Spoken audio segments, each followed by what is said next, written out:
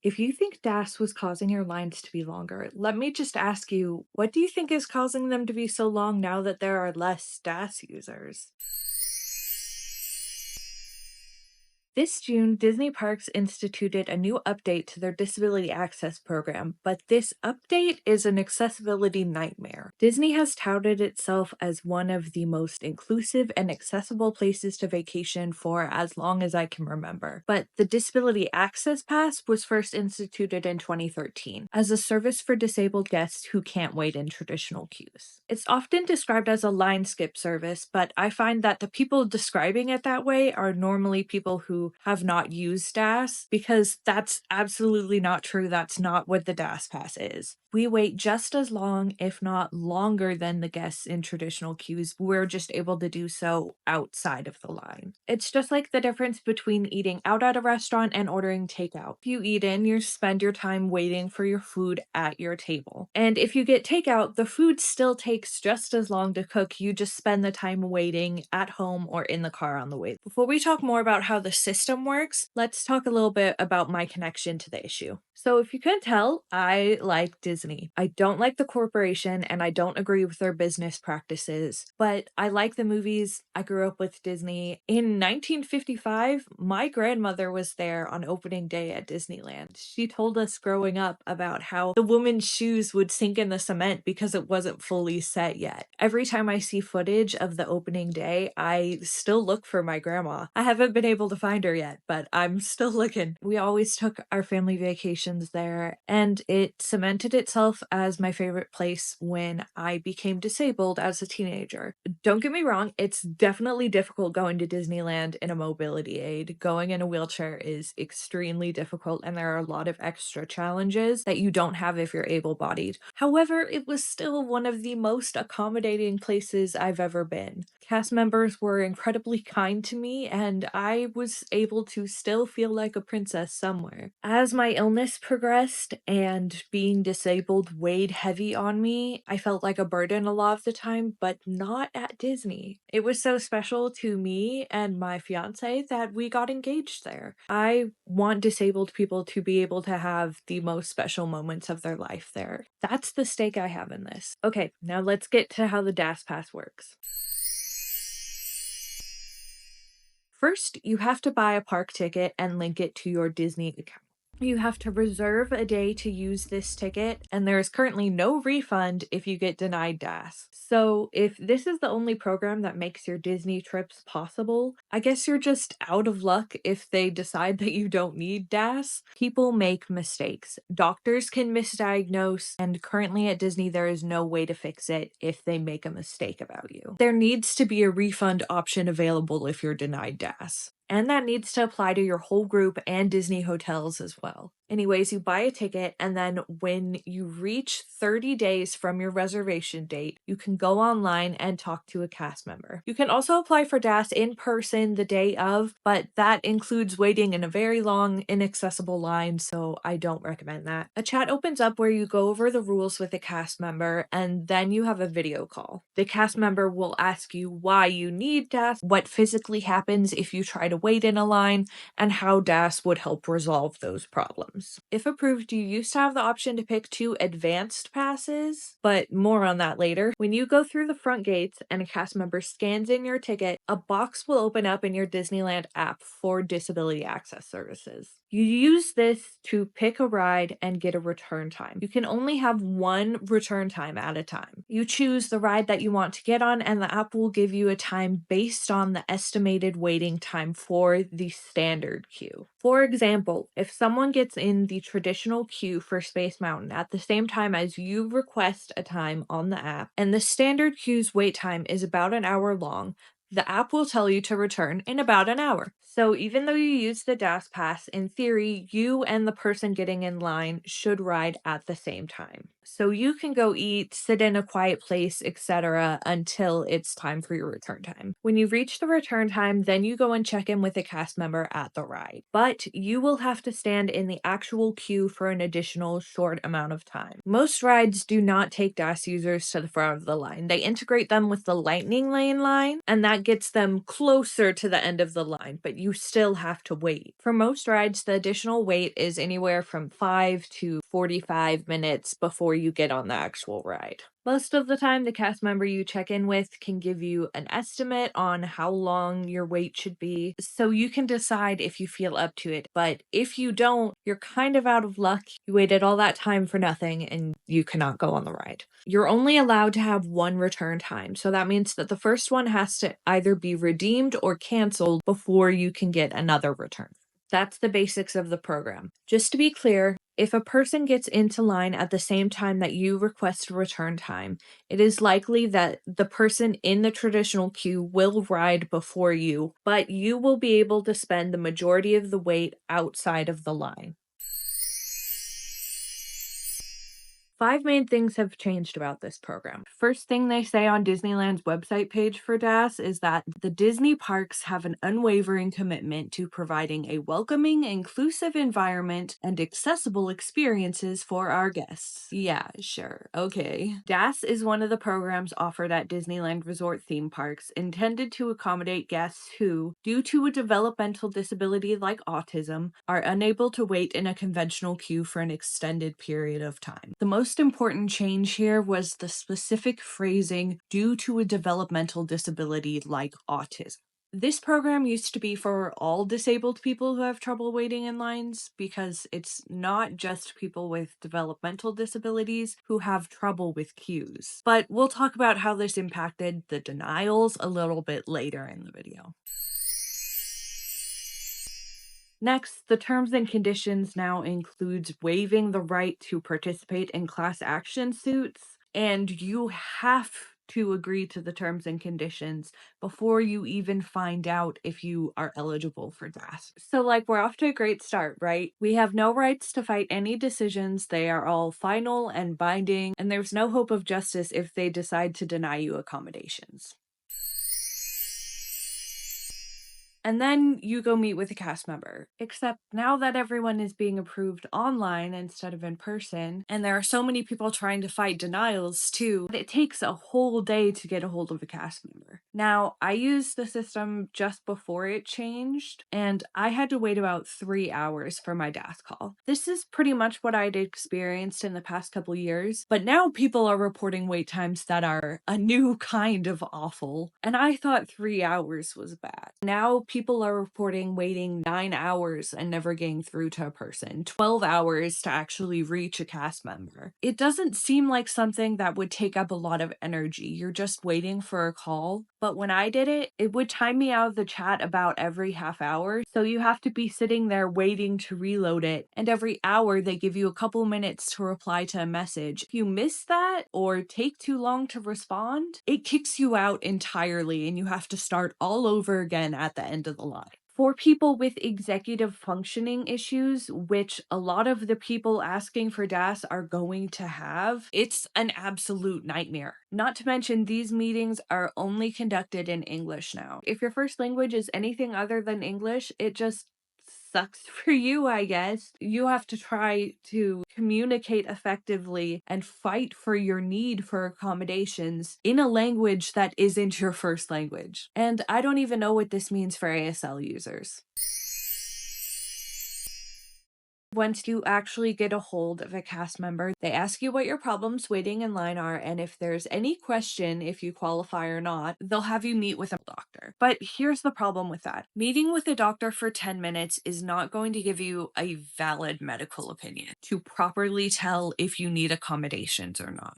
10 minutes is barely enough time to get through a healthy person's medical history. It certainly isn't enough time to get through mine. Not to mention that people have reported that these doctors specialize in neurodevelopmental disabilities and have said that if your disability is anything outside of that, they don't have the expertise to properly address it. And even if you bring in documentation like a doctor's note, a 504 plan, anything like that, they refuse to even look at them. Again, we'll get to talking about some of the infuriating reasons why people have been denied a little bit later, but these doctors and cast members have some new accommodations that they will suggest if they deny you DAS. Lastly, they don't offer the advanced passes anymore. This is the least of my problems. It's just annoying that they took it away from DAS just to add it to their new multi-pass offering. Anyway, let's talk about the accommodations that they offer instead of DAS. Okay, cut the sparkles. This is not magical anymore. Let's start by saying it's very, very clear that these accommodations are not equal to DAS. And if they offer these to you, they are deeming that you are not disabled enough for DAS. Let's talk through them just real quick. Location return time. It's exactly like DAS, except for that you have to go up to busy cast members and explain that you did not qualify for DAS but still need a return time. And any of them can refuse you for any reason or tell you that there are no accommodations offered at the ride, even if that's not the truth. I've experienced this myself in the past before the change, and disabled people are reporting that it's happening much more often now. There's a website people have set up to gather anonymous statements on how DAS is working for them since the change. It's called Access the Mouse. Please go check it out. Fill out the form if you've used DAS recently or have been denied it recently. But also, if you doubt that the system is as bad as I'm painting it, please go check it out and read some real people's experiences. It's for both Disney World and Land, and as of August 1st, there are 282 responses. 157 of them were people saying that the cast members told them that a ride had no accommodations in place. That's 55% of the responses. And I know that this isn't true for some of the rides because I've gotten accommodations at the ride in the past. And there's statements from other guests who did get accommodations there. It just depends which cast member you talk to. I don't know if it's on purpose or a lack of training or knowledge on the ride, but cast members have confirmed that management tracks the number of return times that they give out. Rent a wheelchair or ECV from Disney at full price. I know this may genuinely help some people, but does Disney really think that disabled people haven't thought about using mobility aids before? Also, I just love getting denied free accommodations and told that I should pay for something else. Pay for that line, aka Genie Plus or MultiPass or whatever it's called. I'm not going to pay for accommodations, I'm too busy paying for medical necessities. Have your party make a circle around you in line. I guess we're just not supposed to listen to the cast members telling you to fill in all available space? Bring a stress ball. Yes, it actually says that. The website assumes that you know nothing about any coping skills ever. Wow, I never could have thought of that. Thanks, Disney, you've changed my life. Practice waiting in line. I can promise being disabled does not go away with practice. Queue re-entry, aka stand in line until you break.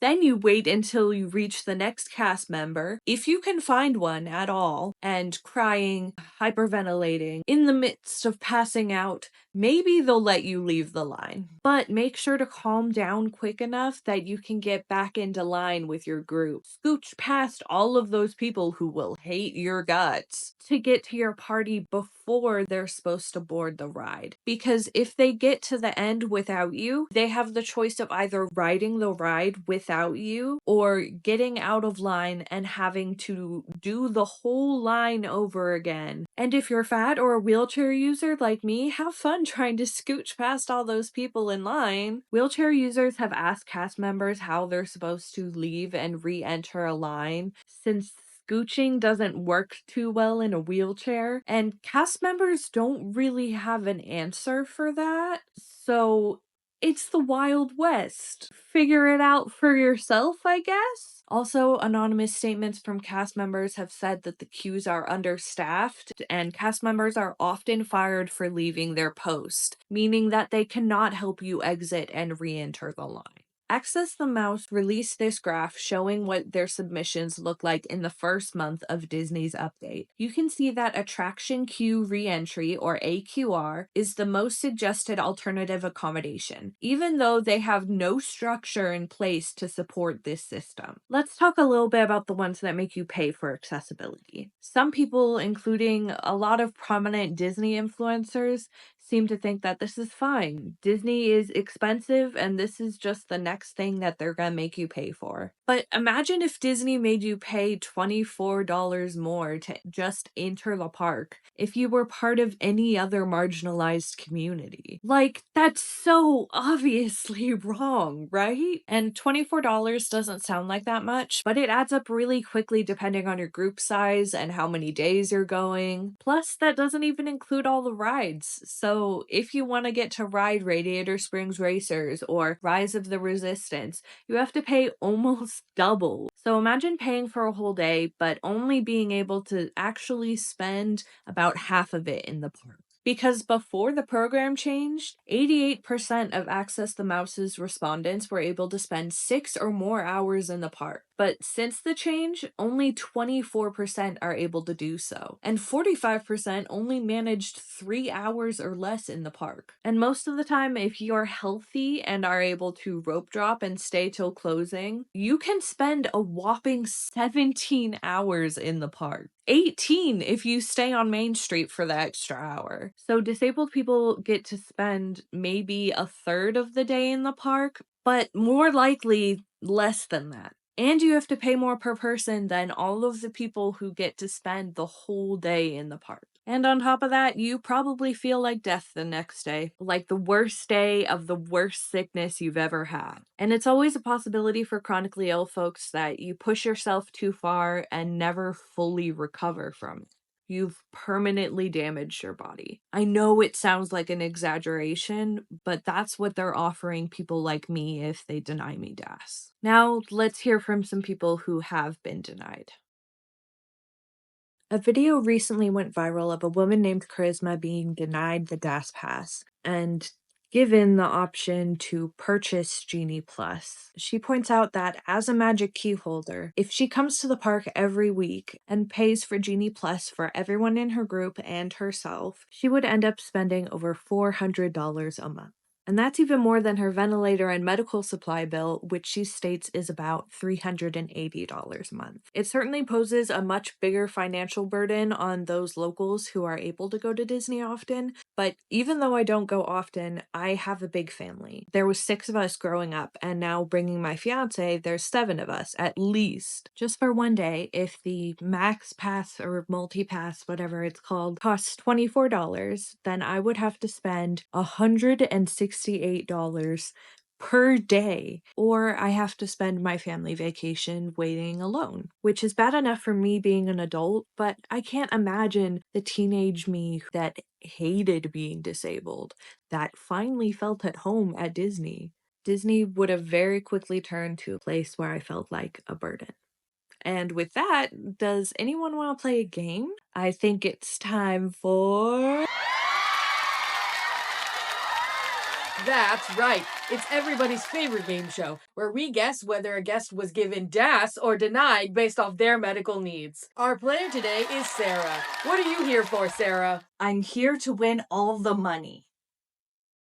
First off, we have a person who has Crohn's disease. They used DAS for the last 10 years and literally don't have a rectum to hold anything in. Oh, well, they had to have been given DAS, right?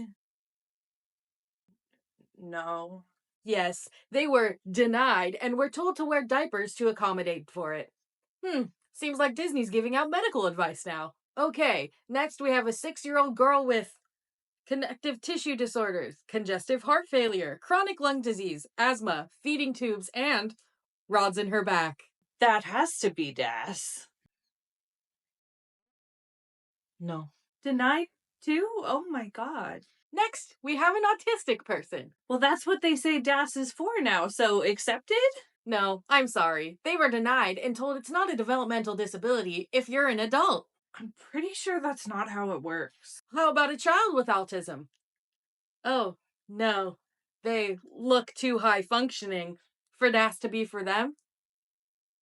Good Lord Jesus Christ, who even is getting accepted? I don't know, but I do know one thing. You came here for the money, and you too have been denied. Better luck next time on DAS or Denied.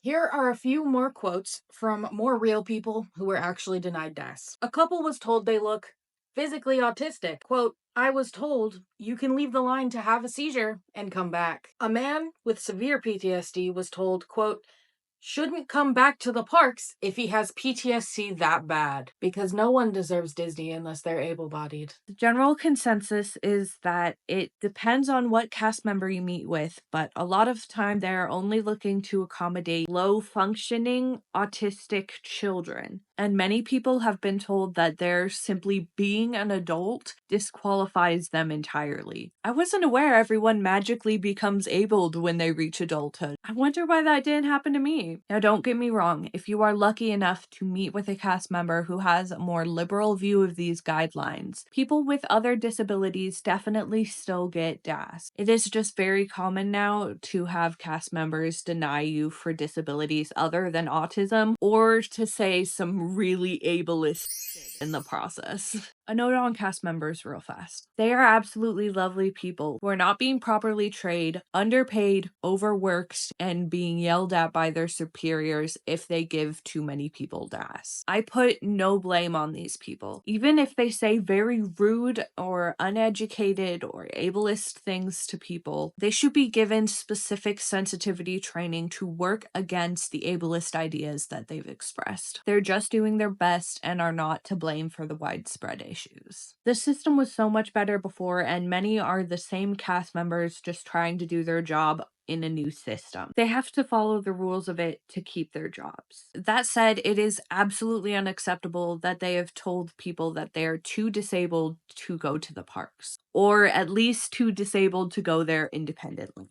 It should be common sense that these are not things that you say to people. And if you're a disabled person, this does not mean that you should not fight for your right to accommodations if a cast member is trying to deny you. Accommodations are a right, not a privilege, and you deserve to have just as much access as abled people. Arguments in favor of the updated DAS system. Why should you get to skip the line? Well, if you watch the rest of the video, you'd know that we don't get to skip the line. We actually wait just as long, if not longer. It's not a little hack, it's an accommodation there for people who cannot access the park otherwise. If you have a wheelchair, you don't need another accommodation. Using a wheelchair does not mean that you have no underlying conditions, and doesn't really solve any issues with queues. It actually makes more of them, since most of Disneyland's queues are not 100% accessible. Chronic illnesses are very common and cause symptoms that don't just disappear because you're using a wheelchair. If you were stabbed and I gave you a wheelchair to sit in, I'm pretty sure you would still be stabbed. This graphic from Access the Mouse shows what they found in their submissions when it comes to specific disabilities, and most of these are not going to disappear just because you sit in a wheelchair. Disney's gonna charge you to skip the line, so just pay for MaxPass.